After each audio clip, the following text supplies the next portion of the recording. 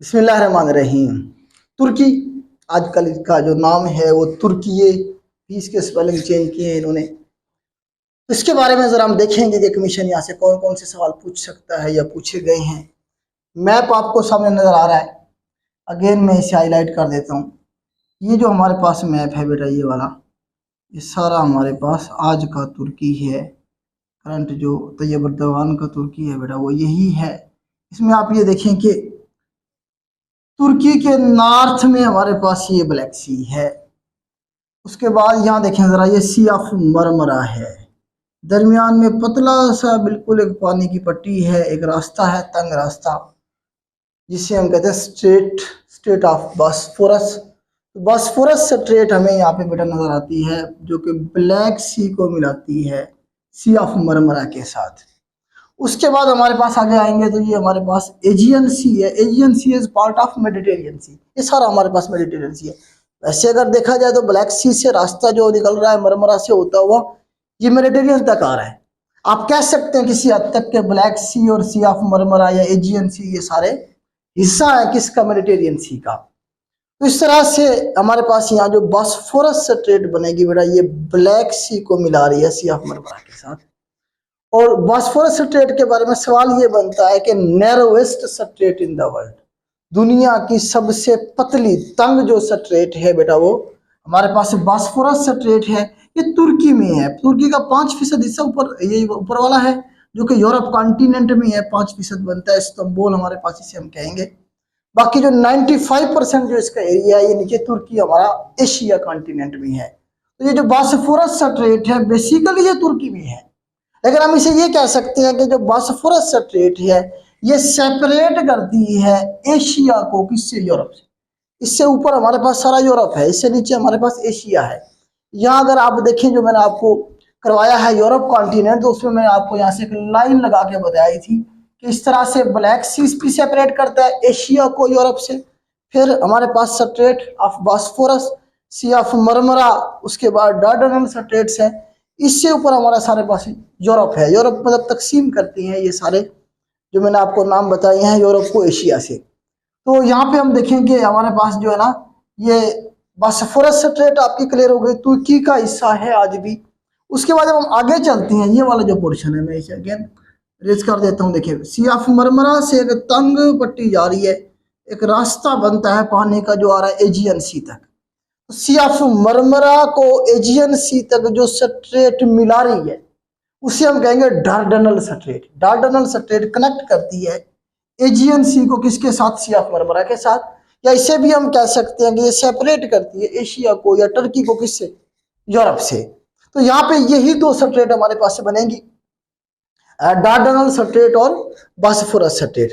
اس کے بعد اگر ہم دیکھیں ترکی کے ایسٹرن سائیڈ میں یہ سارا ہمارے پاس میڈیٹرینین سی ہے، اور سادرن سائیڈ میں دیکھیں گے تو ہمارے پاس سیریا ہے، اور اس کے بعد یہاں ہمارے پاس عراق بھی ہے۔ ایسٹرن سائیڈ میں ہمارے پاس جارجیا بھی لگتا ہے، اور ایران بھی لگتا ہے، اور آرمینیا بھی لگتا ہے۔ تو یہ اس کی تھوڑی سی جغرافیکل لوکیشن ہو گئی ترکی کی۔ اب اس کا ذرا ہم دیکھتے ہیں آج کل جو پولیٹیکل سٹرکچر ہے، جو ان کے پی ایم صاحب، پی ایم تو نہیں ہے بلکہ یہاں پہ پریزیڈنٹ ہے، پریزیڈنشل سسٹم ہے ترکی میں۔ تو یہ اردوغان صاحب جو ہیں اس وقت بیٹا ترکی کے کرنٹ پریزیڈنٹ ہیں۔ یہ بیسیکلی تو 2003 میں آئے تھے یہ اردوغان صاحب، پہلے یہ پرائم منسٹر رہے 2014 تک۔ 2014 سے لے کے ابھی تک یہ کیا چل رہے ہیں؟ پریزیڈنٹ چل رہے ہیں ترکی کے۔ تو اس طرح سے ابھی آپ کو پتا لوکل گورنمنٹ کے الیکشن بھی ہوئے ہیں، پچھلے ویک کی بات ہے ترکی میں۔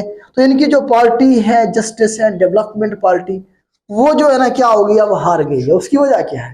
اس کی وجہ یہ ہے کہ ترکی میں آپ کو بتایا کہ جو طیب اردوغان صاحب ہیں، یہ اسلامزم کا جو تھوڑا سا کنسیپٹ تھا اسے پروموٹ کر کے انہوں نے جگہ بنائی تھی اپنی، اور وہ تھوڑا سا پاپولرٹی اسی وجہ سے نہیں ملی تھی کہ یہ مذہب کو کہتے تھے کہ ہم ویسے ہی سلطنت عثمانیہ بنائیں گے جس طرح پہلے ہماری کبھی تھی۔ تو ابھی یہ دعوے شاوے تو بڑے کرتے ہیں، جی ہم یہ کر دیں گے، ہم وہ کر دیں گے۔ ابھی آپ کو بتا نیچے یہاں پہ اگر ہم دیکھیں اسرائیل ہے، فلسطین ہے، تو اسرائیل مار رہا ہے فلسطینیوں کو، اس کے حوالے سے ترکی نے یا اردوغان نے کچھ بھی نہیں کیا، ایون ان سے ٹریڈ بھی ختم نہیں کی۔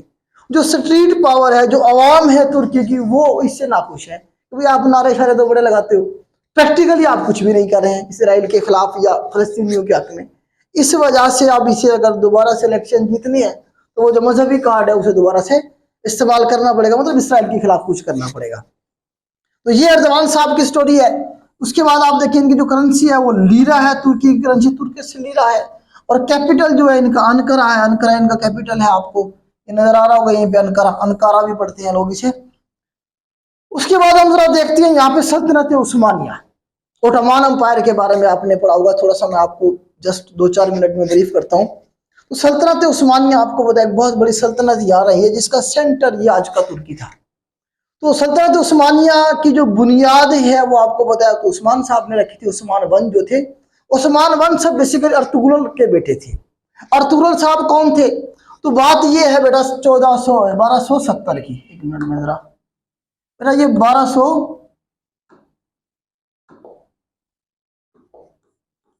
1270 کی بیٹا یہ بات ہے. ہوا یہ کہ اس ریجن کے اندر یہاں پہ ہمارے پاس جو تھا نا خراسان کی ریاست ہوا کرتی تھی. آپ کو بتایا خراسان کی ریاست یہ نیچے ایران کا اور یہ افغانستان کا جو علاقہ تھا، انہیں آ کے منگولوں کا دور تھا. یہ منگولوں نے یہ آگے پوری تباہی مچائی ہوئی تھی. اور سلجوق امپائر اس ایریے میں موجود تھا. سلطان علاؤ الدین صاحب تھے سلجوق امپائر سے. جو سلجوق امپائر نا اس دور میں جس دور کی ہم بات کر رہے ہیں وہ اپنی آخری سانسیں لے رہا تھا، منگولوں نے تباہی کی ہوئی تھی. تو سلطان علاؤ الدین صاحب انقرہ کے قریب یہاں پہ لڑ رہے تھے منگولوں کے خلاف، اور وہ جنگ ہار رہے تھے. ہوا یہ کہ ایک قافلہ یہاں سے سیریا سے ہجرت کر کے اوپر کہیں اپنی جگہ ڈھونڈ رہا تھا، ہجرت کر کے جا رہا تھا کہیں نئی جگہ میں شفٹ ہونے کے لیے، جسے لیڈ کر رہا تھا ارطغرل صاحب. ارطغرل صاحب جو تھے یہ 1270 کی بات ہے. ارطغرل صاحب اس قافلے کو لیڈ کر رہے تھے جو شام سے جا رہا تھا ترکی کی طرف. اب اس قافلے نے دیکھا کہ جنگ ہو رہی ہے، ایک طرف مسلمان ہیں سلطان علاؤ الدین جو تھا سلجوق امپائر کی طرف سے وہ ہار رہا ہے، اور جو منگول ہیں وہ جنگ جیت رہے ہیں. تو اس نے فیصلہ یہ کیا، ارطغرل نے یا اس قبیلے نے فیصلہ یہ کیا کہ ہم جو ہارنے والی پارٹی ہے جو مسلمان ہیں اس کا ساتھ دیں گے. تو یہ کیا کرتے ہیں، انہیں سپورٹ کرتے ہیں، اس جنگ میں شامل ہو جاتے ہیں. دیکھتے ہی دیکھتے ہوتا کیا ہے، ہوتا یہ ہے کہ جو ہارنے والی پارٹی ہوتی ہے سلطان علاؤ الدین صاحب یا جو مسلمان ہوتے ہیں وہ جنگ جیت جاتے ہیں، مغولوں کو شکست ہو جاتی ہے. اب ایک بادشاہ جو ہار رہا تھا چند ایک گھنٹوں کے بعد اسے نظر آ رہا تھا اپنا امپائر گرتے ہوئے، اسے اپنی موت نظر آ رہی تھی. جب وہ جنگ جیت گیا اور اس کے لیے جو مدد آئی وہ ارطغرل کی شکل میں آئی، اس نے ارطغرل صاحب کو کہا کہ آپ یہیں رہیں ہمارے پاس.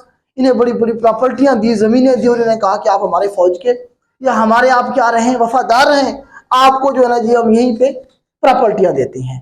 تو اس طرح سے یہ جو قبیلہ تھا پورے کا پورا ارطغرل صاحب کا، یہ یہی انقرہ کے قریب قریب جو گاؤں تھے ادھر کیا ہو گیا، بس گیا. اور یہ اپنے آخری ٹائم تک مطلب جب تک وہ سلطان رہے تب تک اس کے وفادار رہے سلجوق امپائر کے.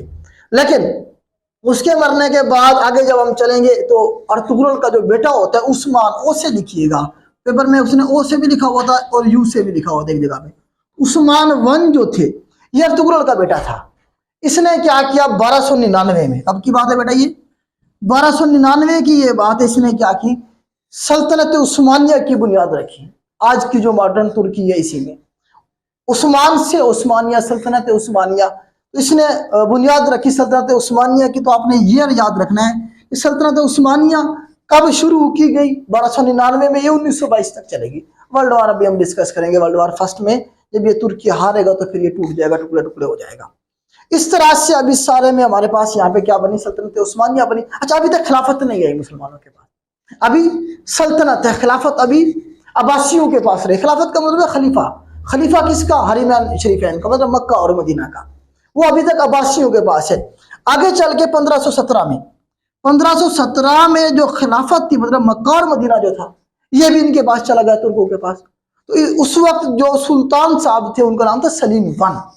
تو سلیم ون نے کیا کیا، خلافت عثمانیہ بھی شروع کر دی، خلافت بھی شروع کر دی. انہوں نے اپنے آپ کو مطلب ہے کہ خادمین حرمین شریفین انہوں نے اپنے لیے لقب استعمال کیا. اس طرح سے مکہ اور مدینہ بھی ان کے پاس ہے. ان کے پاس یہ سارا Romania, Bulgaria, Syria, Iraq, Georgia, Russia جو آج کا رشیا، اس کا بہت سارا ایریا تھا. یہ سارے علاقے نیچے آپ دیکھیں لیبنان، اسرائیل، جارڈن، یہ سارے علاقے انہی کے پاس چلے گئے اور ایک بہت بڑی ریاست بنی جسے ہم کیا کہتے ہیں، سلطنت عثمانیہ یا عثمانیہ کی جو خلافت تھی یا عثمانیوں کی جو حکومت تھی وہ پھر چلی 1924 تک. اب اس میں دو چیزیں ہیں، اس میں جو بچے بھول جاتے ہیں، جو مسٹیک کرتے ہیں وہ یہ کرتے ہیں کہ ایک تو اوٹومان امپائر ہے، مطلب آپ کہہ لیں گے سلطنت عثمانیہ، وہ 1299 میں شروع ہوئی اور عثمان غر نے اس کی بنیاد رکھی. پہلا اور آخری ضرور یاد رکھیے گا. اب یہ ختم ہوئی 1922 میں جا کے, اور آخری جو سلطان تھا اس کا نام تھا محمد سکس. یہ پوچھتے ہیں پیپر میں, محمد سکس نام یاد رکھیے گا. یہ آخری سلطان تھا سلطنت عثمانیہ کا. پھر جب ہم بات کریں خلافت کی, تو خلافت شروع کی 1517 میں, اور سلیم ون جو تھا پہلا خلیفہ تھا. جبکہ آخری خلیفہ کی بات کریں تو عبد المجید الثانی, عبد المجید السیکنڈ جو تھا وہ کیا تھا, آخری خلیفہ تھا کس کا, سلطنت اس کا خلافت عثمانیہ کا. خلافت ایک الگ چیز ہے. خلافت کا مطلب آپ یہ کہہ لیں کہ مذہبی حوالے سے, جس طرح آج کل آپ دیکھیں پوپ فرانسس ہیں, پوری دنیا میں جتنے بھی کرسچنز ہیں, مطلب میجارٹی آپ کہہ لیں کیتھولک جو چرچ ہے ان کا مطلب ایک فرقہ ہے, وہ سارے اوبے کرتے ہیں کسے, پوپ فرانسس کو, جو اس وقت بیٹھے ہوئے ماریو برگیگلو. مطلب وہ کیا ہے, مذہبی طور پہ وہ ڈائریکشن دیتا ہے. تو خلیفہ جو تھے یہ بھی مسلمانوں کے, پوری دنیا کے مسلمان, چاہے وہ انڈیا کے تھے, چاہے وہ سعودی عرب کے تھے, چاہے وہ کسی اور ملک کے تھے, ان کا ساروں کا جو مذہبی حوالے سے ڈائریکشن دینے والا بندہ تھا وہ کیا تھا, خلیفہ کہلاتا تھا. آپ کو پتا ہے کہ ہم نے 1920 میں خلافت موومنٹ بھی چلائی تھی اسی خلافت کو بچانے کے لیے, جبکہ ترکوں نے کہا تھا کہ ہمیں نہیں چاہیے. تو اس طرح سے یہ خلافت رہی. اچھا, یہاں پہ جو ہے نا جی مولانا جلال الدین رومی صاحب کا بھی ہم ذکر کر لیتے ہیں. تو رومی صاحب جو ہے نا بیسیکلی جو ہے, آپ یہ دیکھیں کہ یہ کونیا میں, یہ کونیا آپ کو نظر آ رہا ہے, کونیا میں ان کا مزار ہے. اس کے بارے میں اکثر سوال پوچھ لیتے ہیں کہاں پہ دفن ہے. یہ کونیا میں. بیسیکلی یہ جو عراق ہے نا, عراق کے ساتھ آگے ہے یہاں پہ ہمارے پاس ایران, ایران کے بعد ہمارا افغانستان. افغانستان میں ایک جگہ بلخ, تو بلخ میں بیسیکلی یہ پیدا ہوئے تھے. سوال بنا ہے پیپر میں کہ جی یہ جو رومی صاحب ہے بیسیکلی یہ کہاں سے ان کا تعلق تھا, تو یہ ان کا بلخ میں یہ پیدا ہوئے تو, اور کونیا میں دفن ہے. اچھا, یہاں پہ آپ یہ دیکھیں کہ اقبال صاحب کے حوالے سے بھی ایک سیمنٹری بنی ہوئی ہے وہاں پہ. مطلب ایک آپ کہہ لیں کہ مطلب اقبال صاحب کے جو مذہبی حوالے سے آپ کہیں وہ بہت زیادہ انسپائر تھے رومی صاحب سے. آپ دیکھیں ان کی شاعری میں آپ کو رومی کا جو ہے اکثر ذکر بھی ملے گا, اور وہ ان کی شاعری بھی ملے گی. تو وہ مطلب ہے کہ آپ یہ کہہ لیں کہ ان کے قسم کے استاد کہہ لیں, گرو کہہ لیں. تو اقبال صاحب نے یہ کہا تھا کہ میری مرنے کے بعد میری ایک علامتی قبر رومی صاحب کے قدموں میں بنانی ہے. تو آج بھی جو ہے نا اقبال صاحب کی جو ایک قبر ہے, جو علامتی قبر ہے, مطلب بیسیکلی تو اقبال صاحب لاہور میں دفن ہے بادشاہی مسجد میں, لیکن علامتی قبر یہاں موجود ہے رومی صاحب کے پاس, کیونکہ رومی صاحب کیا تھے, ان کے مذہبی پیشوا تھے. تو اس حوالے سے آپ کو تھوڑا سا آئیڈیا ہوگا. اچھا, تھوڑا سا میں آپ کو میپ دکھاتا ہوں سلطنت عثمانیہ کا, کتنی بڑی پھیلی ہوئی تھی. یہ دیکھیں ذرا, اب یہ دیکھیں جو آپ کو گرین کلر میں نظر آ رہا ہے, یہ تھوڑا تھوڑا جو یلوش کلر بھی ہے, یہ بھی سارے کے سارے علاقے کیا تھے, سلطنت عثمانیہ کے پاس تھے. پھر یہ جو باقی جو تھوڑے سے یلوش ہیں یہ تھوڑے ٹائم کے لیے رہے, بعد میں پھر یہ الگ ہو گئے. لیکن یہ جو مین آپ کو بالکل گرین نظر ہے, اس میں دیکھیں آپ کا مکہ آ رہا ہے, اس میں آپ کا مدینہ ہے, مکہ ہے, یہ جو آج کا عراق ہے, یروشلم, یہ سارا بغداد, یہ سارے علاقے. اب دیکھیں یورپ کا گریس تک کا علاقہ, جو میسیڈونیا کا علاقہ ہے, بلغاریہ کا علاقہ ہے, یہ بھی سارے کا سارا سلطنت عثمانیہ میں تھا. اتنی بڑی ایک ریاست رہی ہے. یہ آپ کو پتا ہے سیکنڈ ورلڈ وار, یہ فرسٹ ورلڈ وار کی سیکنڈ نہیں بلکہ فرسٹ ورلڈ وار, آپ یاد رکھیے گا فرسٹ ورلڈ وار میں ہوا کیا تھا. ہوا یہ تھا کہ ترکی جو تھا یہ جنگ ہار گیا تھا, انگریز جنگ جیت گئے تھے, پھر ترکی کے ٹکڑے ٹکڑے کر دیے گئے تھے. اچھا اب دیکھیں, اب تھوڑا سا میں آپ کو بتا دوں کہ ہوا کیا تھا ورلڈ وار فرسٹ میں. اب یہ جو یہاں پہ بیٹھے ہوئے تھے محمد سکس جو سلطان تھے سلطنت عثمانیہ کو, انہوں نے جنگ تسلیم کر لیا کہ ہم ہار گئے ہیں. انہوں نے بھی تسلیم کر لیا کہ ہم جنگ ہار گئے, انہوں نے ہتھیار ڈال دیے, اور آرمی کو کہا کہ وہ بھی ہتھیار ڈال دیں. اور ان کی آرمی کے اندر محمد سکس سلطنت عثمانیہ کی جو آرمی تھی اس کے اندر ایک جرنیل تھا, اس کا نام تھا ہمارے پاس مصطفیٰ کمال اتا ترک. اس نے بھی ہتھیار ڈال دیے ہوئے تھے, ان کے بادشاہ سلامت کا جو حکم تھا. لیکن یہ دیکھیں اناطولیہ کا علاقہ, یہ والا اناطولیہ کے اندر ابھی بھی کچھ ترک لڑ رہے تھے. ترکوں کی ہسٹری ہے کہ انہوں نے کبھی بھی جو ہے نا شکست تسلیم نہیں کی, سرنڈر نہیں, کسی کے انڈر نہیں رہے. تو یہ یہاں پہ کچھ باغی جو تھے وہ لڑ رہے تھے انگریزوں کے خلاف ابھی تک, جبکہ خلیفہ کہہ رہے ہیں ہتھیار ڈال دو, ہم جنگ ہار گئے. اب وہ ہتھیار نہیں ڈال رہی. اب یہاں سے انقرہ سے بھیجا گیا کسے, مصطفیٰ کمال اتا ترک کو, کہ وہ جائے جا کے اس بغاوت کو کچل دے. جب انہیں منا لے کے بھائی ہم جنگ ہار گئے ہیں, ہم نہیں انگریزوں کا مقابلہ کر سکے, تم ہتھیار ڈال دو تاکہ امن ہو جائے. تو مصطفیٰ کمال اتا ترک کو یہاں سے بھیجا گیا وہ جائے جا کے اس بغاوت کو کچل دے. مصطفیٰ کمال صاحب جب گئے اناطولیہ, تو مصطفیٰ کمال صاحب نے کیا کری, پارٹی تبدیل کر لی. یہ جا کے ان باغیوں کے ساتھ مل گئے اور الٹا زور زور سے حملے کرنے شروع کر دیے انگریزوں کے اوپر. گوریلا فائٹر, مطلب گوریلا جو حملے ہوتے ہیں اس طرح سے. آہستہ آہستہ آہستہ آہستہ جو ترک نیشنلسٹ تھے وہ بھی ساتھ ملتے چلے گئے. اب ان کی فوج بڑھتی چلی گئی. اب انہوں نے زیادہ علاقوں پہ حملے کرنے شروع کر دیے. آہستہ آہستہ جب 2-2.5 سال گزرے تو یہ جو آج کا ترکی ہے یہ وہ کیا کر لیتے, قبضہ کر لیتے ہیں اس پہ, اسے آزاد کروا چکے ہوتے ہیں. اب انگریزوں نے دیکھا بھائی یہ تو گوریلا فائٹر ہیں, مارتے ہیں غائب ہو جاتے ہیں, میدان میں تو لڑ ہی نہیں رہے کھڑے ہو کے, میدان میں تو وہ جیت چکے تھے انگریز. انہوں نے بلایا مصطفیٰ کمال آزاد ترکوں سے, ادھر آؤ ہمارے ساتھ ذرا بات چیت کرتے ہیں, اور یہ علاقہ جو آپ کو چاہیے ہم آپ کو دیتے ہیں, معاہدہ کرو ہمارے ساتھ, ہماری شرطیں مانو, ہم آپ کو اس سارے علاقے کو آپ کو حوالے کر کے ہم جا رہے ہیں. مصطفیٰ کمال بھی یہی چاہتا تھا کہ خانہ جنگی ختم ہو. ویسے تو سامنے تو وہ نہیں جیت سکتا تھا توپوں سے, لیکن گوریلا فائٹر وہ بہت اچھا تھا. اس طرح سے 1923 کے اندر ٹریٹی آف لوزائن ہوا. 1923 کے اندر بیٹا وہ پوچھتا ہے ٹریٹی آف لوزائن ہوا, جس کے اندر کیا ہوا جی, ترکی کے اوپر کچھ پابندیاں لگائی گئی. انہیں کہا گیا کہ آپ خلافت ختم کر دیں گے, آپ کے جو ایسڈز ہیں مختلف مطلب سیریا میں جو پڑے ہوئے تھے یا باقی ملکوں میں وہ آپ کو نہیں ملیں گے. اس طرح سے انہیں کہا گیا کہ آپ جو ہے نا جی اپنے یہاں سے جو ریسورسز جو مطلب گیس وغیرہ ہے یا تیل وغیرہ نہیں نکال سکتے. آج بھی جو ترکی ہے نا اپنا سارا تیل اور گیس یہاں سے رشیا سے لیتا ہے. ترک سٹریم سے یہ بھی سوال بنا ہے بیٹا, پیپر میں بنا ہوا تھا کہ جو ترکی ہے یہ اپنا جو آئل اینڈ گیس جو رشیا سے لیتا ہے وہ کون سے پائپ لائن سے لیتا ہے. تو ترک سٹریم یہاں پہ موجود ہے بلیک سی میں سے. تو انہیں کہا گیا کہ آپ مطلب اس طرح کے ان کے اوپر کچھ پابندیاں لگائی گئی. مصطفیٰ کمال نے ان پابندیوں کو مانا اور مصطفیٰ کمال کیا بنا جی, ترکی کا پہلا پریزیڈنٹ بنا. 1938 تک زندہ رہا, 1938 میں یہ فوت ہو گیا تھا. اچھا اس میں 1-2 سوال اور ایڈ کرتے ہیں. یہاں پہ ایک مسجد ہے استنبول میں, استنبول کا آپ کو پرانا نام قسطنطنیہ ہوا کرتا تھا. اس کی جو فتح ہوئی تھی وہ 1453 میں ہوئی تھی. 1453 میں سلطان محمد فاتح صاحب تھے تو انہوں نے اسے فتح کیا تھا. اس کے بارے میں وہ پیشین گوئی بھی تھی نبی پاک کی کہ جو بھی اسے فتح کرے گا تو اس کے لیے جنت کی بشارت, اس طرح کی پیشین گوئی تھی. تو صحابہ کرام نے بھی بڑا زور لگایا تھا. ابو ایوب انصاری صاحب کے بارے میں آتا ہے کہ وہ بھی یہیں پہ دفن ہے استنبول کے باہر کہیں پہ. تو اس طرح سے بڑا یہاں پہ نا عیسائیوں کی حکومت تھی, بازنٹائن امپائر جسے ہم کہتے ہیں ایسٹرن رومن امپائر.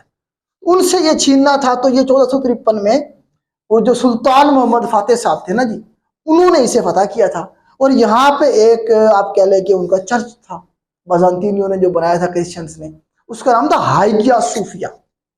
ہائیگیا صوفیہ کو انہوں نے کیا کیا تھا, اسے پھر مسجد میں کنورٹ کر دیا تھا. کب کی بات ہے, یہ 1453 کی بات ہے. اب مسجد بنا دیا گیا اسے چرچ کو, ہائیگیا صوفیہ کو.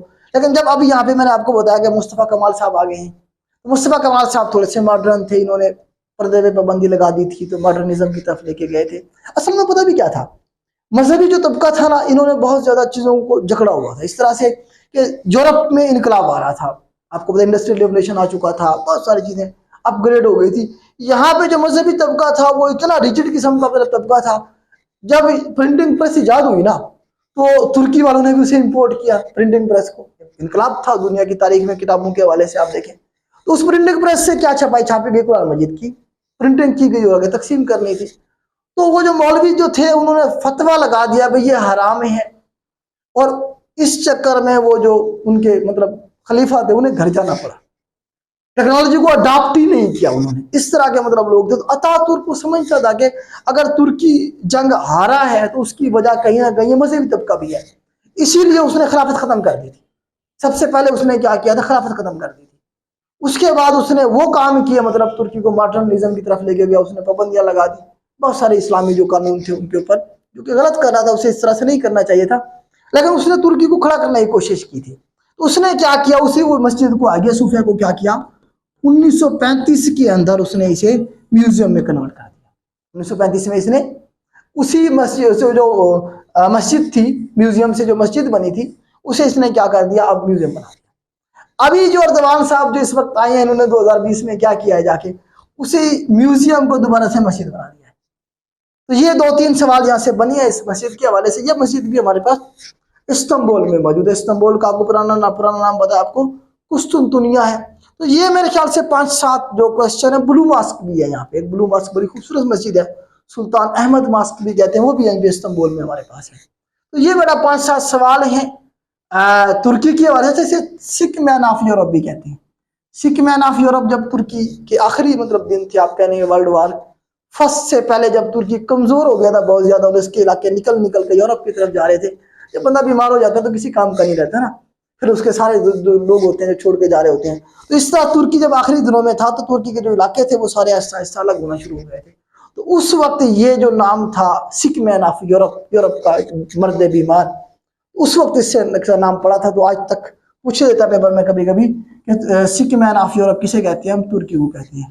ترکی تو کانٹیننٹ میں ہے، جس طرح میں نے آپ کو بتایا کچھ اس کا 5% حصہ یورپ میں ہے، باقی جو 95% ہے وہ ایشیا میں. تو بیٹا ترکی کے حوالے سے میکسیمم 1 پیپر میں یہی سوال بن سکتے ہیں. میں نے کوشش کی آپ کو بریف کرنے کی، امید کرتا ہوں میں یہ بریف کر پایا ہوں گا. اس طرح سے ہمارے لیکچر اگر آپ کی ہیلپ کر رہے ہوں تو اپنے دوستوں کے ساتھ ضرور شیئر کیا کریں، تاکہ ہم نے یہ جو پودا لگایا ہے آپ کو فری آف کاسٹ سرو کرنے کا، یہ پھلتا پھولتا رہے. اپنی ذمہ داری سمجھ کے کیا کریں بیٹا. آج کے لیے اتنا ہی. اللہ حافظ.